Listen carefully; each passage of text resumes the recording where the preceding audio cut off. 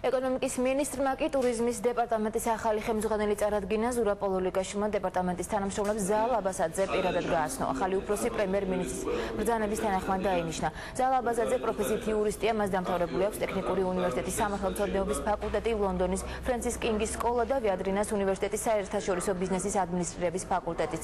ტურიზმის დეპარტამენტის ახალ ხელმძღვანელს ამ თანამდებობაზე დანიშნამდე კომპანია ჯორჯია რევენსის ადმინისტრაციული დირექტორის პოსტი ეკავა. ახალი ხელმძღვანელის დანიშვნით განხორციელდება ახალი სტრატეგია, თუმცა არ იქნება ეს სტრატეგია რადიკალურად განსხვავებული ძველისგან. ჩვენი პრიორიტეტი რჩება ტურიზმის განვითარება, რაშიც სახელმწიფომ უკანასკნელ პერიოდში საკმაოდ დიდი თანხები ინვესტირება მოახდინა ინფრასტრუქტურულ ნაწილში და ინფრასტრუქტურის განვითარება სწორედ ტურიზმის განვითარებისთვის არის ერთ-ერთი ხელისშემწყობი. არც ერთი პროექტი, რომელიც მიმდინარეობს დღესდღეობით, არ უნდა შეჩერდეს და რა თქმა უნდა პრიორიტეტი მე უკვე ადრეც მოგახსენეთ და ეხლაც გაგიმეორებ პრიორიტეტი არის რომ ჩვენ დავინახოთ მინიმუმ 1 წლის განმავლობაში რას გავაკეთებთ